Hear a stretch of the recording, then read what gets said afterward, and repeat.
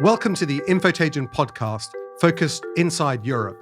In this show, we'll be looking at Italy and the role that social media is playing in driving more extreme voices in politics, and also the role of foreign interference online as well. For this show, I'm joined by Alex Orlowski, who's an expert in intelligence on social media and the rise of the far right in Italy. He's joining us from Parma in the north of Italy. Also, Jacopo Iacoboni, who is a journalist for La Stampa and also an author on the Five-Star Movement in Italy, who's joining us from near Turin. And in the studio, I'm joined by Damian from the London School of Economics. Alex, I wondered if you could start us off. Many people will be familiar with the rise of far-right politics in the north of Italy in particular, years ago with the Lombardy League. And we now have a very different sort of parliamentary politics in Italy with the rise of movements like Five Star. But how would you characterize the political debate inside Italy at the moment? Actually, right now in Italy, the situation is pretty bad because exactly yesterday, the extreme far-right group connected to the no-vax movement and the no-green pass movement basically assault the union, one of the most famous worker union in Italy that's called CGL. They assaulted in Rome and basically going against any kind of like a normal political dialogue and action. Basically, it's been like what I say. I think like it's a sort of terrorist attack, and the far right in Italy is very, very, very strong, like especially on social medias, but with different kind of bubble filter around them. We have like first of all, for example, they are like I would say like the ultra Catholic far right movement instead, and they are basically weaponizing all the no-vax movement and the no green pass movement. They're doing really well actually because they're able to basically from a normal Pacific event that should happen like yesterday. What they do, they weaponize it and they transform it like in a street riot, very violent street riots. And all these far right movement, strangely enough, have a lot of connection with I would say some Russian oligarchs, but even with very well-known ultra-Catholic movement in the United States. That's very interesting. Could you explain a bit more about those connections, both with Russia and the United States? Okay. We know really well that basically, all this sort of like I would say. Dr. Jacopo knows it really well because he's even been threatened of basically of death by the Russians. But all this connection of the ultra Catholic, I mean, the far right understand the ultra right all around Europe and the United States understand the only way to have some power. It was to move to polarize the right movement and the right politician in Europe towards like an extremist. This was they doing like in Italy, in France, I think in United Kingdom as well, and they was doing the same, but with the independent left part of the society in Catalonia, for example. That was fun enough that we see like the extreme far right in Italy and even in Spain with Vox, but in Catalonia was with the independent movement of Catalonia that actually should be like left side. And basically what they've done is like it's been, I think, I mean, I cannot really confirm it, but we know there's been like a lot of financing from Russian oligarchs towards this kind of movement in Europe.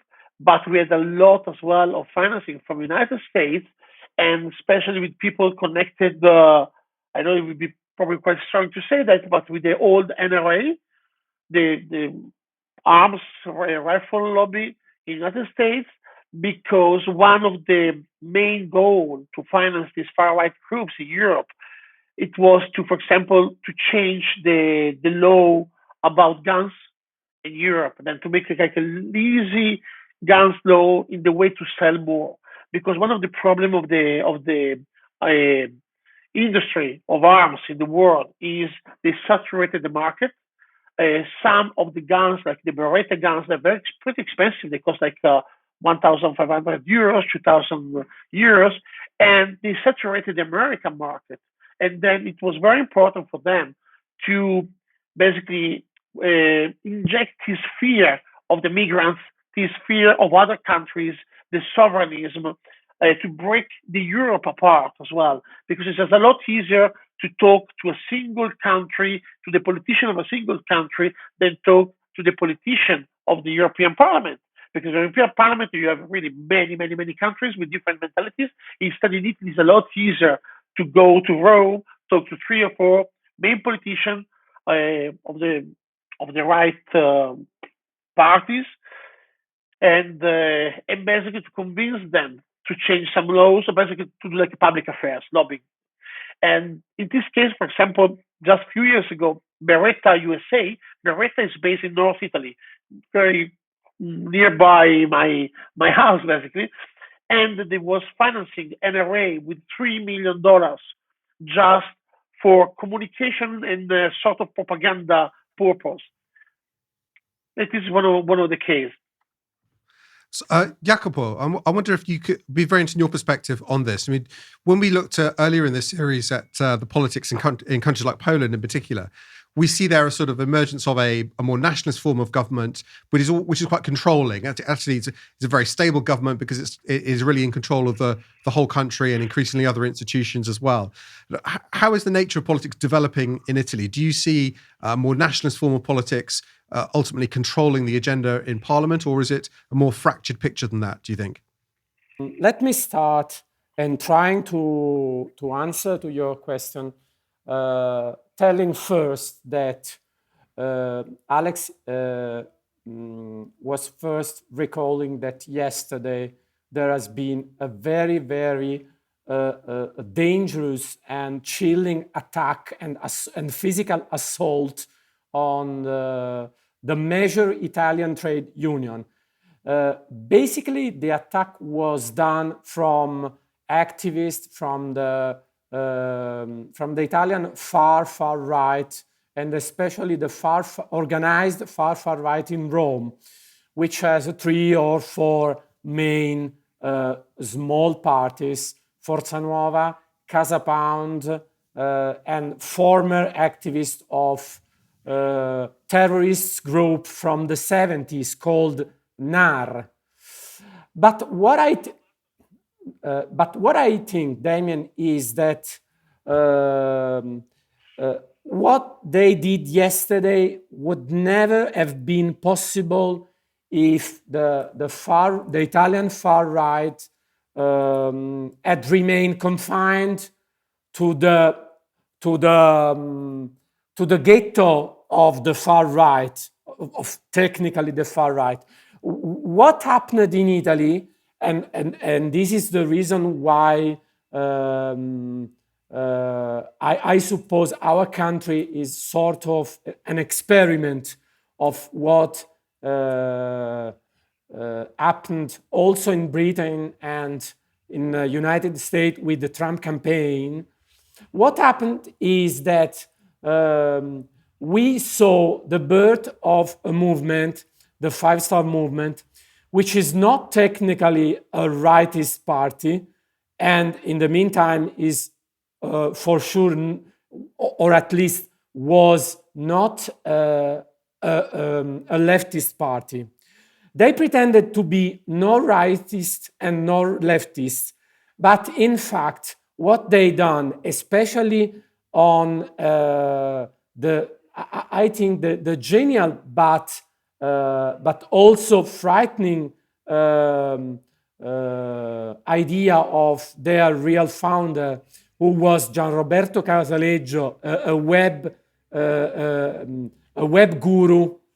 The idea was to extend some, I could call them one-issue movement. For example, the no-vaxxers, or the no Europe movement, no Euro, or the anti-immigrant movements through the networks of the right, but not just the right on the social networks in Italian language. And the idea of Gianroberto Casaleggio, which became the major party in Italy in the election of 2018, and so then in the current Italian parliament, the idea was to we take these issues and we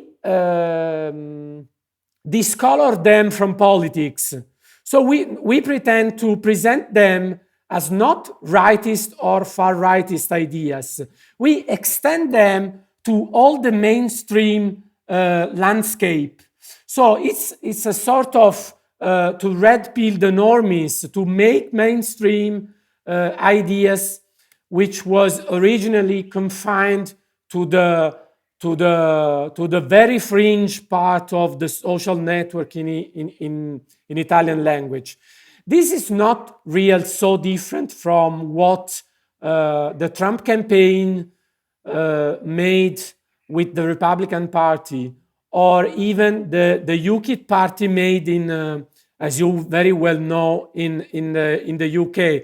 And it's not the case that the first five-star movement was a natural ally of Nigel Farage campaign when they first made a boom and get in the European Parliament in 2015.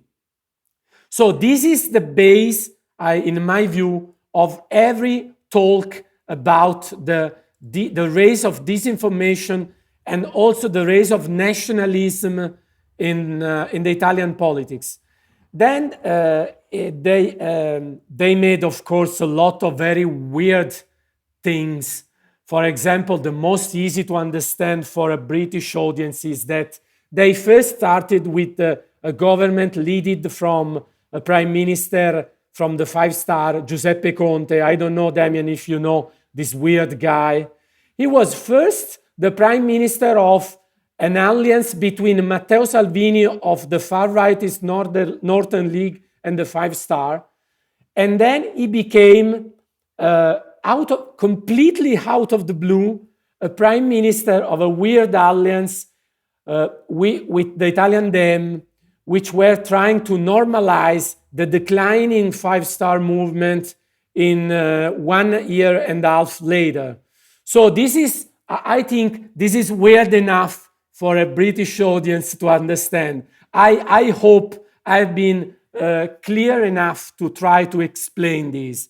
But coming back to your first question, we cannot answer if we don't understand that nationalism across the Italian network on the socials, for example, on Facebook, would have been so high and so strong in the Italian society and capable to reach at some point, I suppose, according to the polls, 40% of the Italian potential voters, without the strong cultural help of the five stars, because it was the five-star movement that gained Antonio Gramsci, a very famous Italian philosopher and founder of the Italian Communist Party.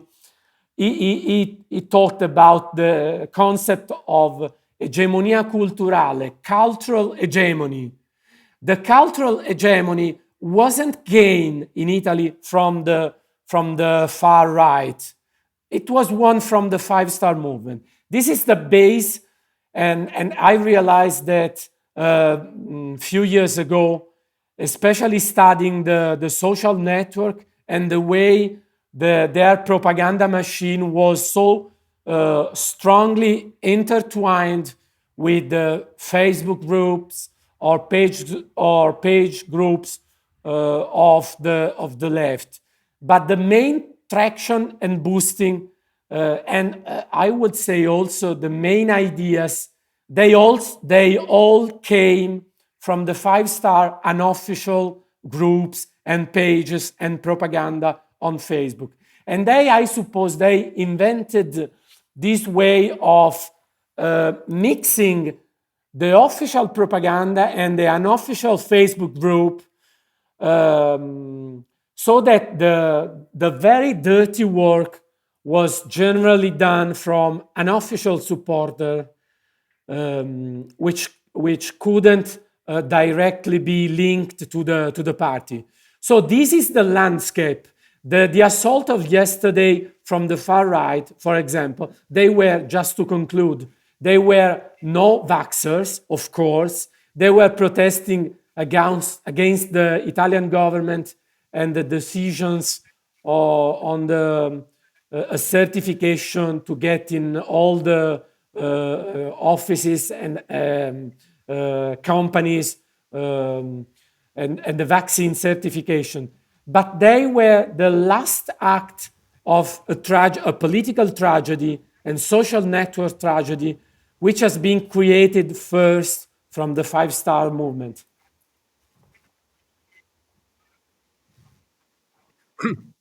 I would like to bring in Damian Sambini into the discussion at this point. I mean, it's interesting hearing about this tragic event that has just occurred, and it sounds from the way Jacopo is describing it, it seems similar in a way to what we saw in Washington in January, of a kind of interaction. Yeah, yeah. And I mean, Damian, yeah. Do you think? I mean, one of the questions that comes up, I think a question that was put to Nick Clegg this week about the Washington insurrection is, is social media driving this, or is it merely reflecting the existing anger that exists in society? And what's your view on that? Well, I think that's a brilliant question, and I think it's useful to think about the case of Italy also in relation to some of these other cases that the podcast series has been thinking about, because there are some things about the Italian case which are new, and there are some things which sound very familiar and very old to me. So I think we need to think about this in terms of things that are changing, including media system change and the role of Facebook and the role of social networks. Things that have been around a while but have been kind of weaponized and empowered, like various forms of active measures and deliberate interference by foreign powers. But it's a very complex picture in terms of what is old and what is new. So take the example of, say, Russian interference. So it's clear that since 2014 in particular, but probably for a lot longer, it's now accepted that Russia has had the objective of undermining the European Union and splitting apart the potential growing military alliance that the European Union will constitute, also NATO.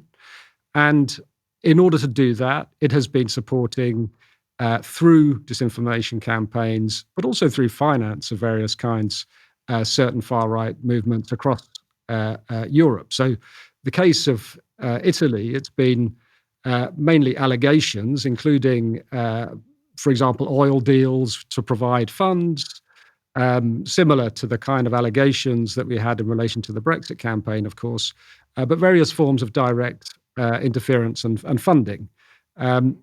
This, of course, is not so new because, of course, we have a very long and deep history of links between the Communist Party and Russia, and also, of course, other political actors and US actors. So you can see that there are eternal themes, but really a new playbook.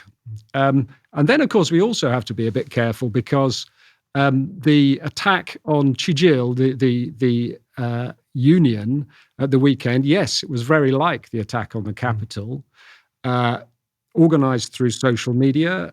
People came on buses from all over Italy. They went to Rome. A pre-planned attack of a spectacular nature. So this was to grab the news agenda, create mobilization among quite an isolated populist far-right group.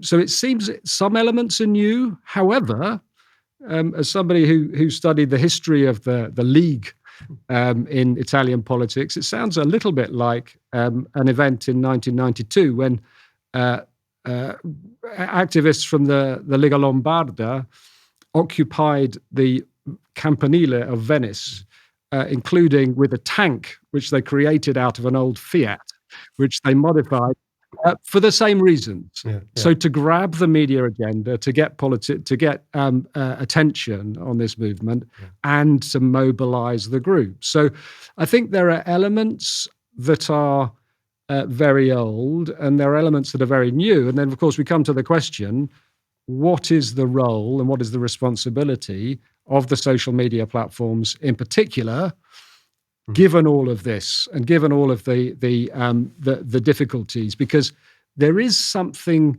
new in the logic of these movements, but we need to understand that, I would say, in terms of system change and overall. I mean, a point you made in an earlier podcast, Damian, was around the distinction between different countries in terms of the trust in institutions and the trust in the media. So I think we know from research over a long period of time that along with the UK, but not all parts of the media, there are low levels of trust in the media and low level of trust in politics and democracy and democratic institutions in Italy. So that is why, as an Italy observer and follower of Italian politics, I think there's a lot to be worried about in the kind of current fragmentation. And we do need to think about the role of the platforms, which I'm sure we'll come to, in dealing with some of these problems. So elements of the new, also elements of the old. But I do think the big picture is that media system change and low levels of trust have really exacerbated the fragmentation and the radicalization on the extremes of Italian politics. But and just a final point, I think we would only be seeing part of the picture if we didn't also understand really how populism works. And historically, go back to the rise of the League in the 90s, but even further to Uomo Qualunque, which is a populist movement of the 50s, or even back to Mussolini. These movements arise because other political identities and other political institutions and political ideologies are not delivering. So in Italy, since the turn of the century, we've seen, for much longer than other countries where it's since the economic crisis of 2008, we've seen year-on-year declines in living standards, increasing inequality. We've seen increasing insecurity, youth unemployment on a scale that we haven't seen for generations in this country.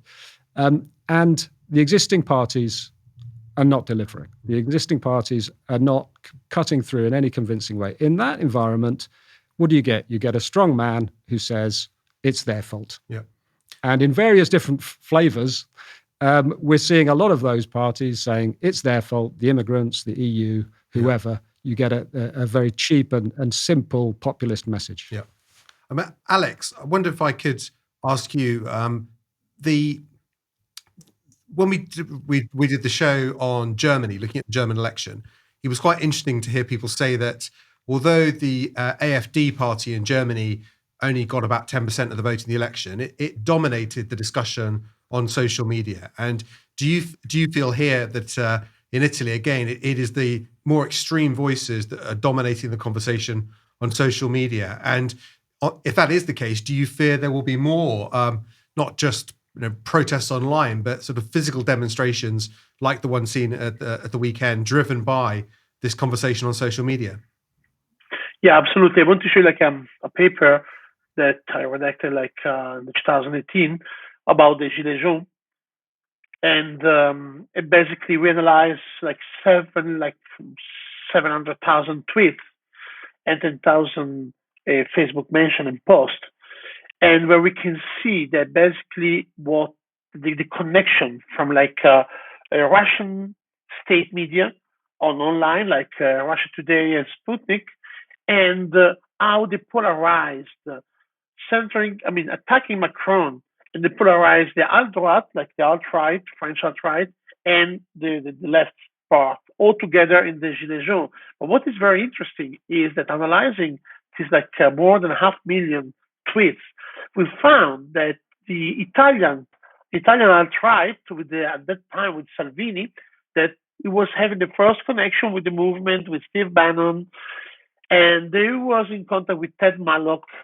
and we know that Ted Malloch, I think, used to work with Nigel Farage, basically they're entering like the propaganda in the Gilets jaunes. And right now in Italy, like especially on Twitter, on Facebook, probably we have like I would say like a 30, 40,000 accounts between Twitter and Facebook that belong probably to 2,000 real users. And these accounts, basically, we call it like sock puppets. Sock puppets because one person can manage like different sock puppets. And basically, amplifying daily, or especially in Twitter, using the trend topic, the hashtag trend topic, every day they're amplifying like any kind of like polarizing content, from the Novaks or attacking Draghi, for example, right now, and attacking every decision that the Italian government is making for the public national health.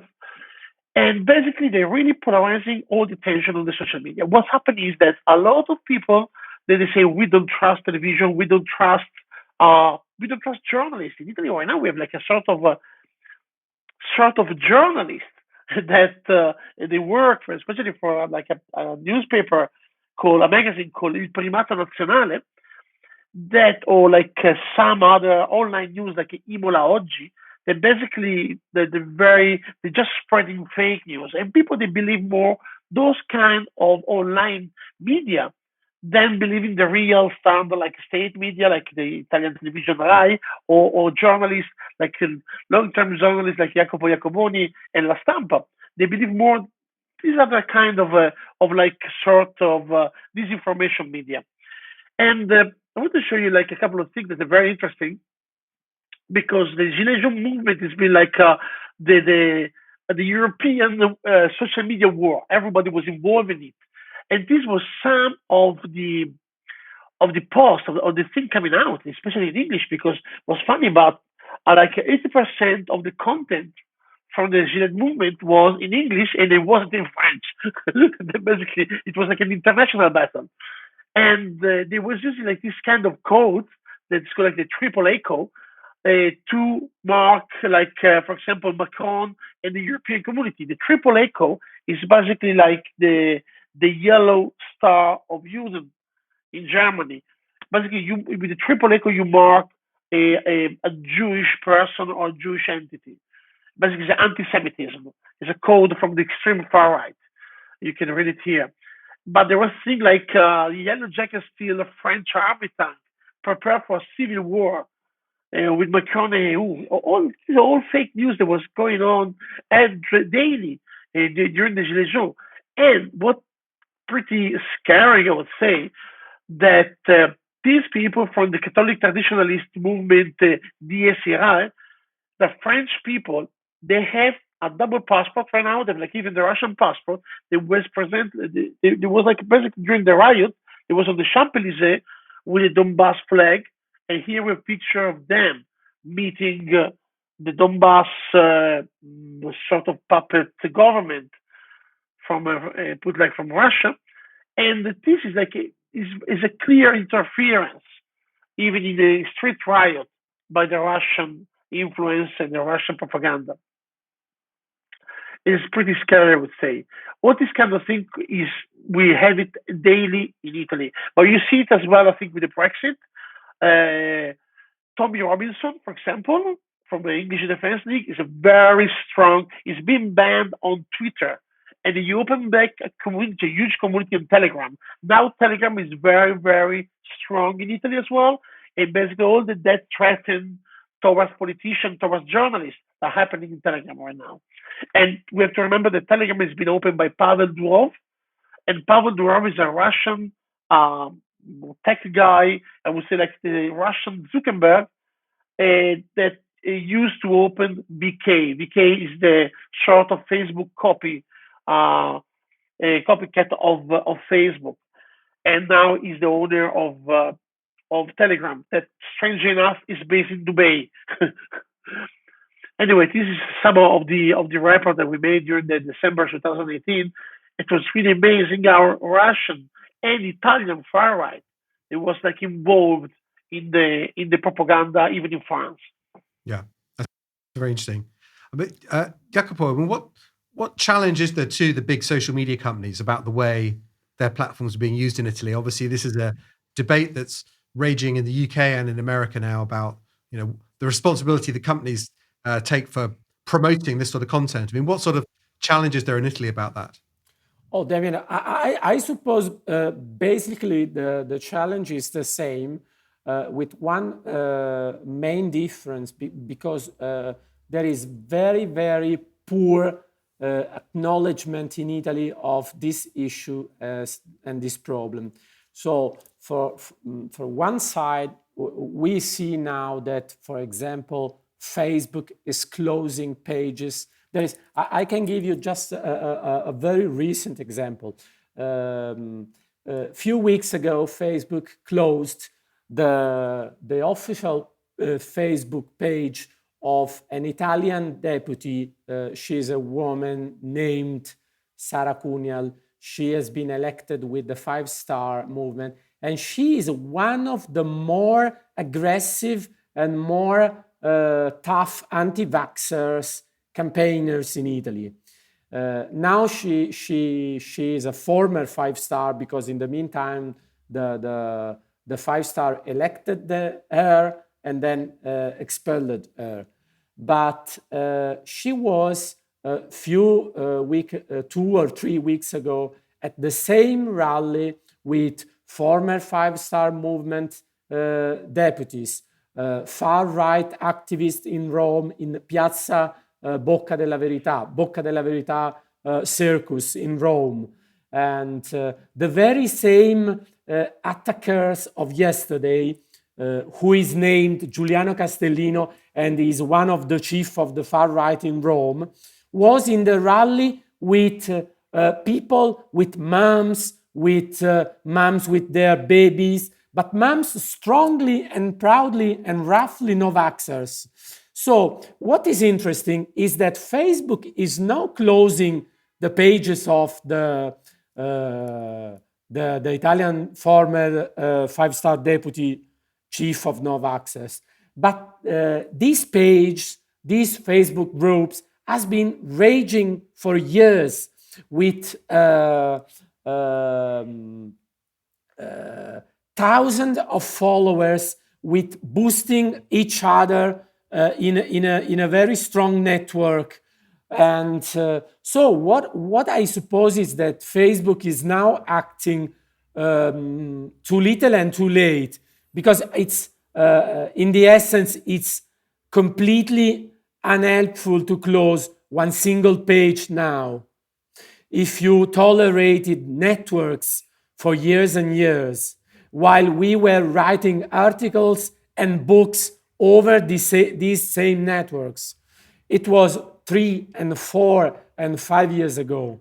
So this is the landscape, and I'm making you the example of Sara Cunial because it will be too easy to make an example from the far right, no-vaxxers.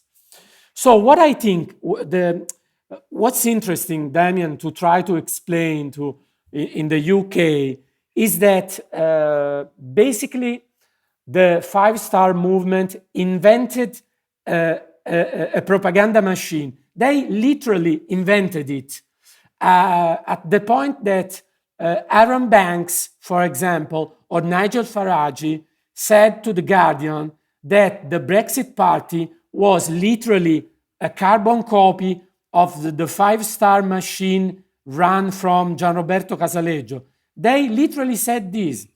So what's happening now is that many commentators in Italy, they think that populism is losing grip because now we have Mario Draghi, who is a strong Europeanist, and for sure he was the former president of the European Central Bank, who told whatever it takes to save the euro currency.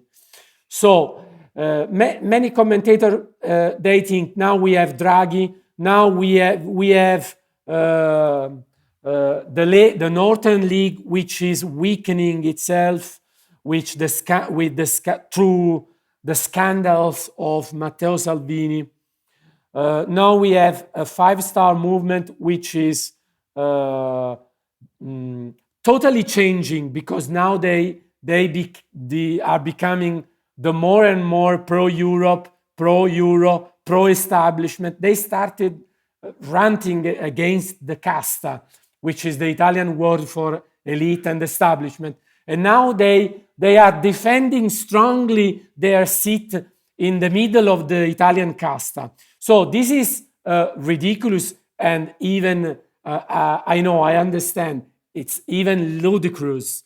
But what's happening across the streets is that the people relied on the five-star movement.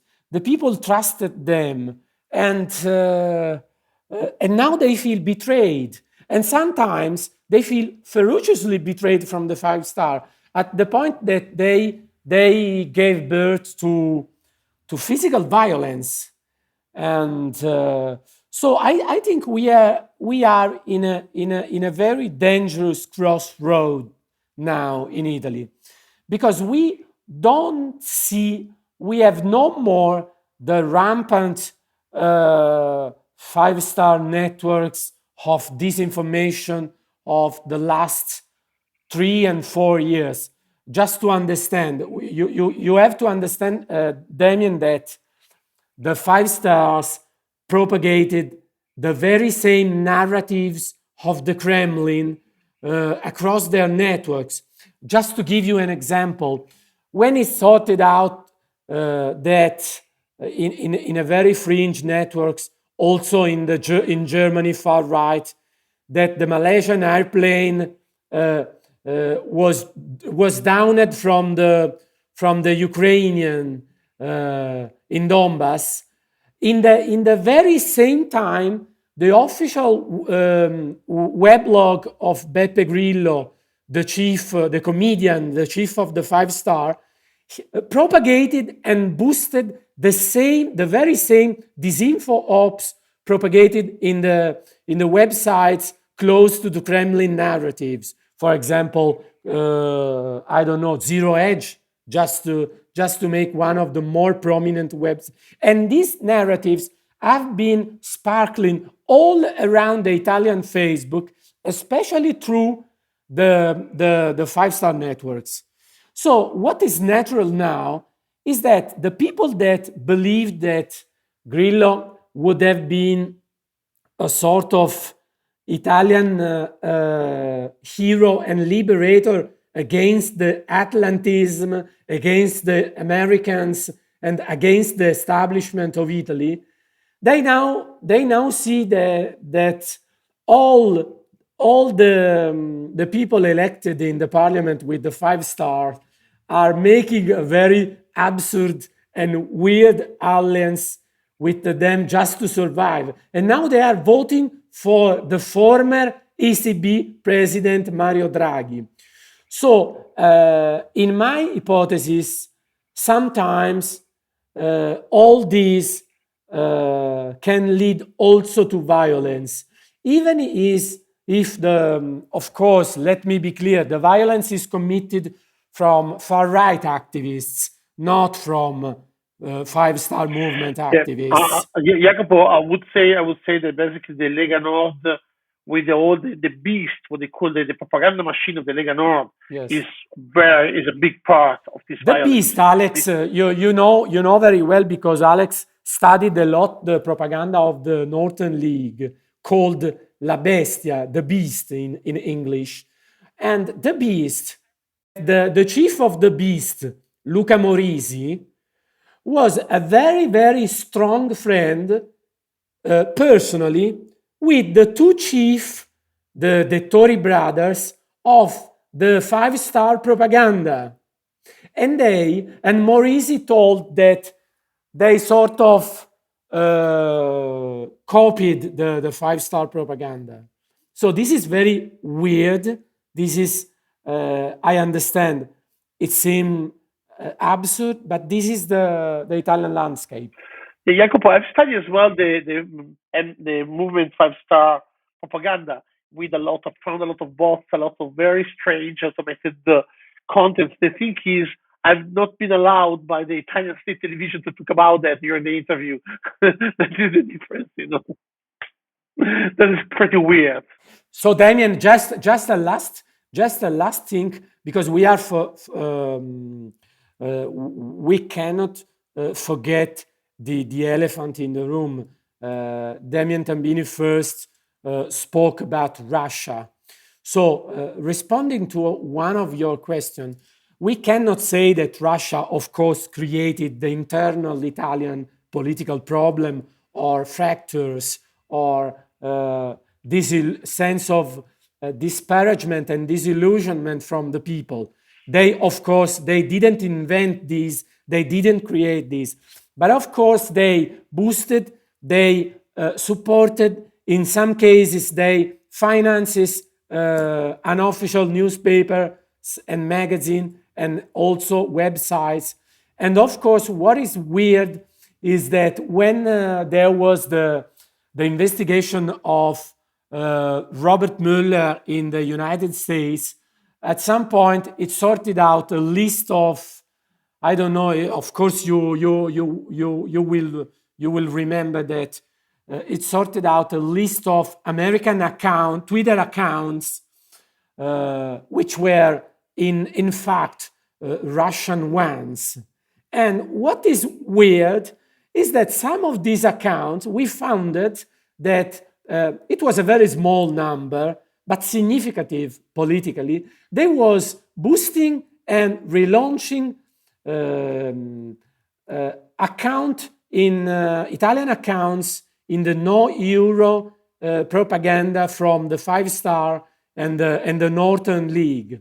So you can start from Russia, you can start from the Italian populism, you can start from the Brexiters in the UK, but finally you get all the time in the very same places, in the very same crossroads. There is something interesting about Russia is how with the propaganda that is clear with a company with a website called Gloria.tv, that is Glory TV, with the money of like the Russian Orthodox, they try to destroy the charismatic authority of the Pope in Italy. The Pope Francis is under attack daily by these groups. He's under attack daily. Basically, most of these far-right people, they claim that the real Pope is Ratzinger, but not Pope Francis. And they set up this propaganda. Yeah. Well, it's interesting. I just want to ask Damian Tambini about that, because the interesting thing about Steve Bannon is obviously when he left working for Donald Trump, he set up his movement in the former convent in Italy. I mean, is there something about Italy which has lent itself to, if you like, disinformation experiments by people because of an already divided political situation?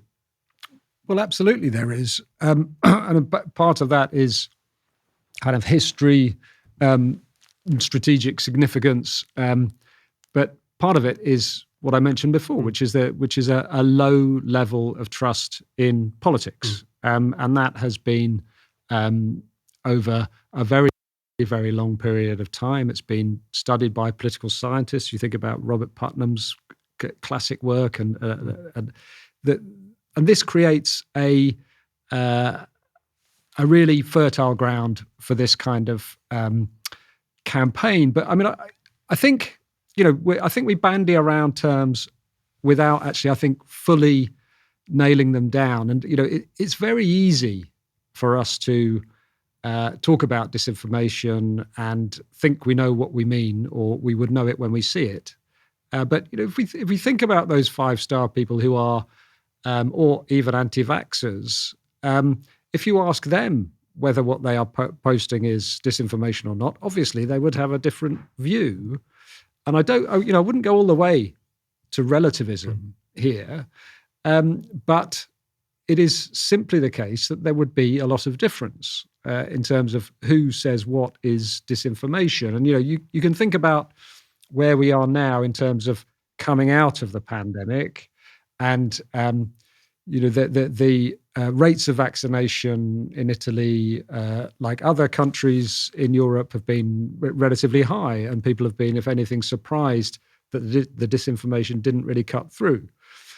But I think, if we think about other problems that might be on the horizon and other potential areas, and climate change, for example, and whether climate change denial will be viewed in a similar kind of light, and what that does to the range of possibilities in terms of who says what is disinformation. And I think where we are in terms of what Facebook should be doing, what the other social media platforms should be doing in Italy as elsewhere in the European Union, is that we have a combination of things. We have measures which are voluntary.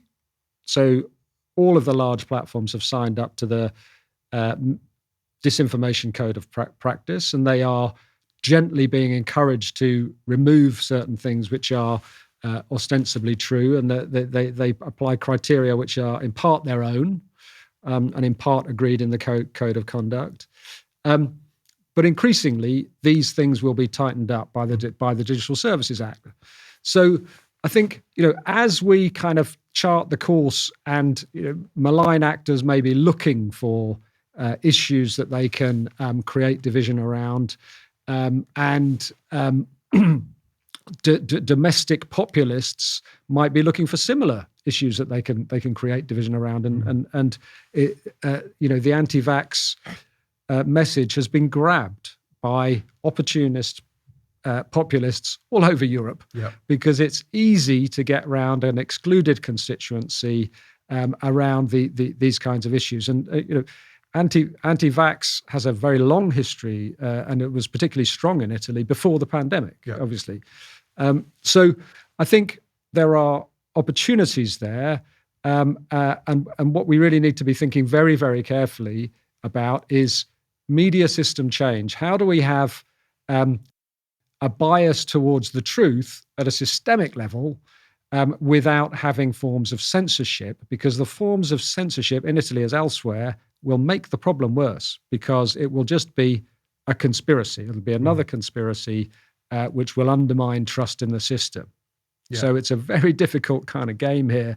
You need to shift towards a new system which is trusted by civil society, which is understood by civil society, without seeing various forms of either prioritization or downgrading of content as a conspiracy itself. Yeah, which is interesting, and I think gets to one of the issues that we've been looking at with Facebook in the context of the online safety bill is the weight Facebook itself places on content. Or the decision to rank friends and family content more importantly than trusted news sources has undoubtedly been a driver of a lot of disinformation.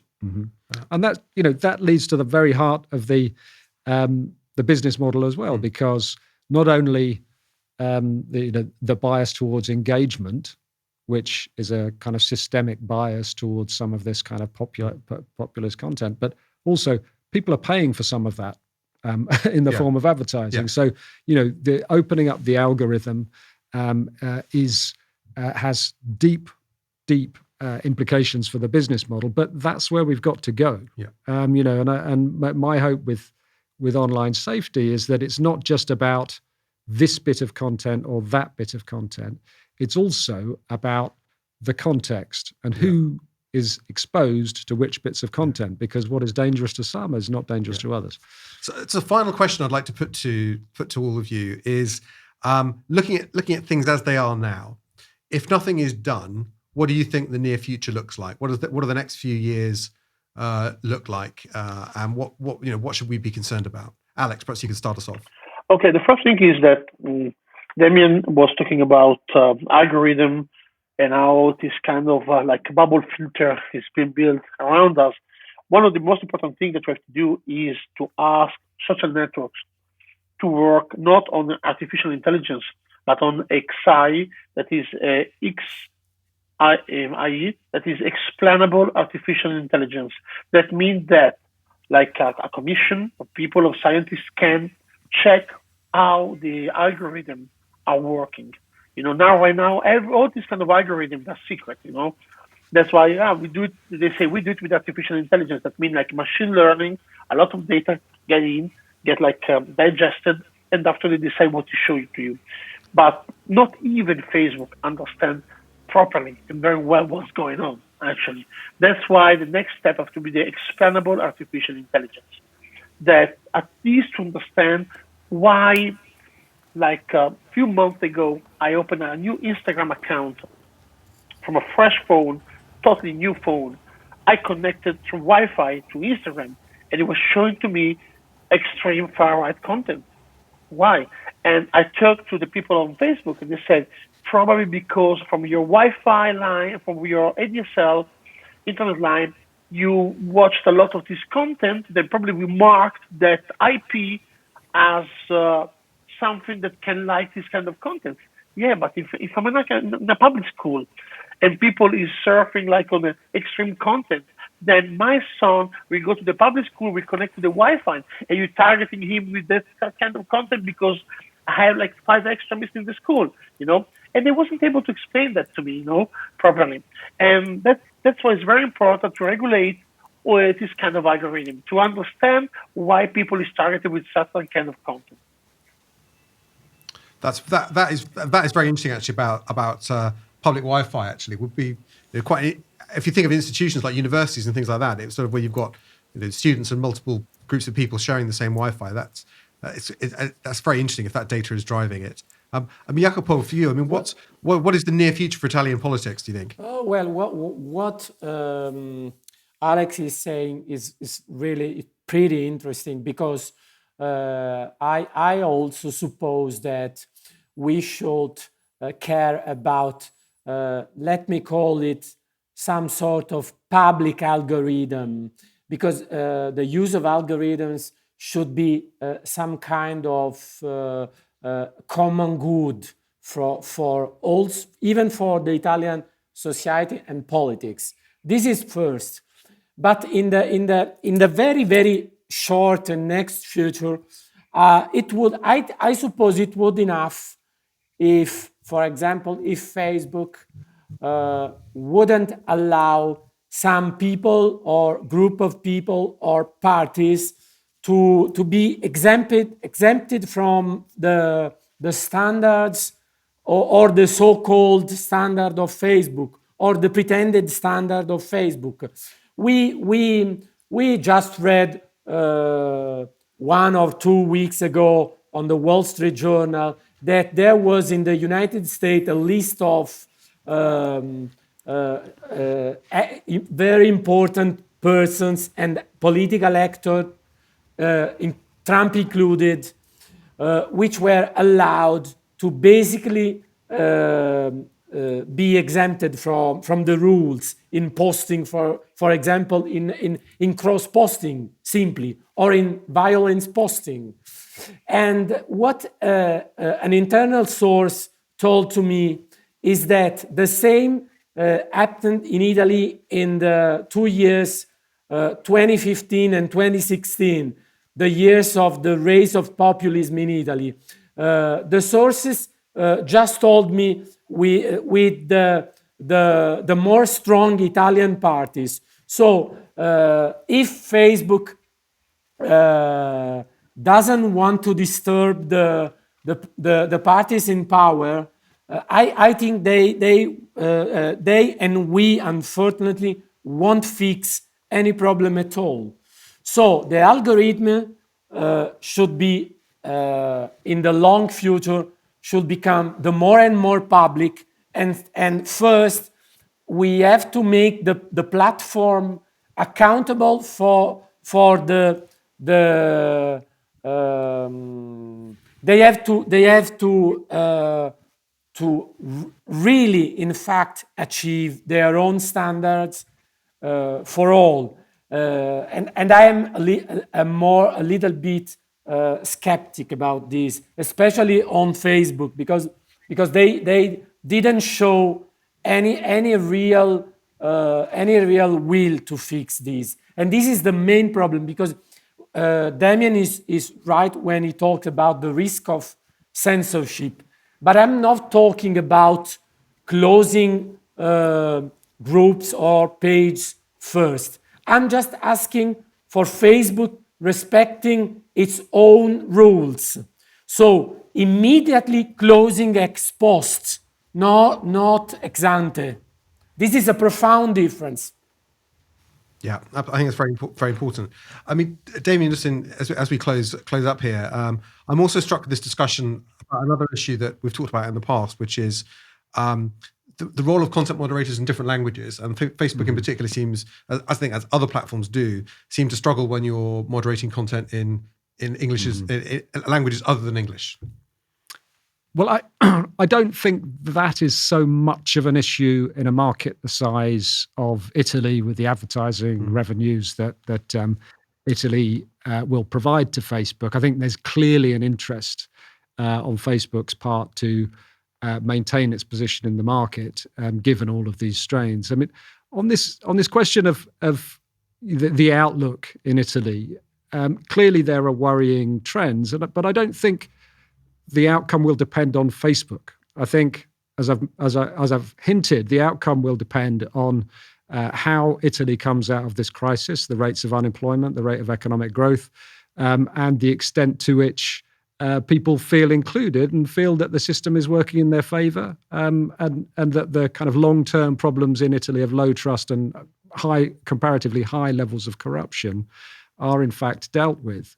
But I think when it comes to what has to be done about the social networks, and that bit of the equation, I think my message would be do a lot of little boring things, but do them properly. I was part of a team that convened at the University of Perugia in 2018 a group of experts from the regulator, from parliamentarians and academic experts, in the light of election interference. That was around the elections of 2018.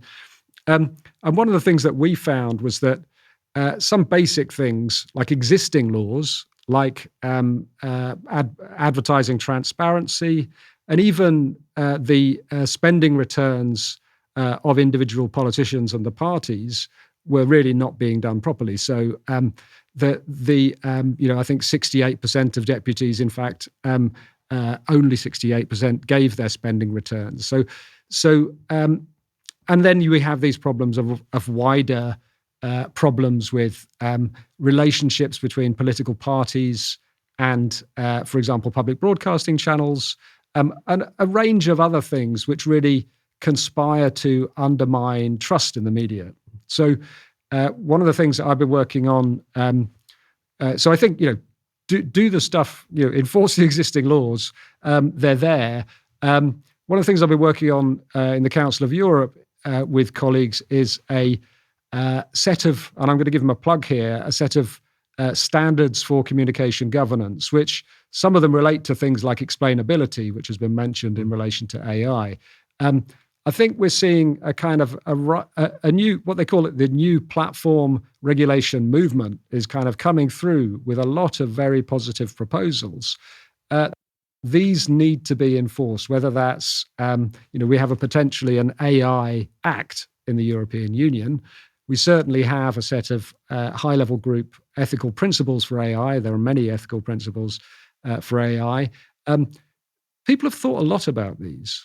They are there to maintain trust, including trust in democracy, and they need to be implemented. So, I think that there's a part of this is updating our media systems in order to maintain trust in democracy. Part of it is wider economic, political, and social equality and trust. But I think, on the social media side, lots of little things done properly. Yeah. Thank you all for joining us on the podcast. It's been great to have this discussion. This has been the Infotagion podcast, focused inside Europe, looking at Italy, hosted by me, Damian Collins, with our guests Alex Wolowski, Jacopo Iacoboni, and Damian Tambini. Thank you all for listening, and thank you until next time. You can also support this podcast by becoming a Patreon at patreon.com/Infotagion podcast. All proceeds go towards the making of this show. Thank you. Until next time.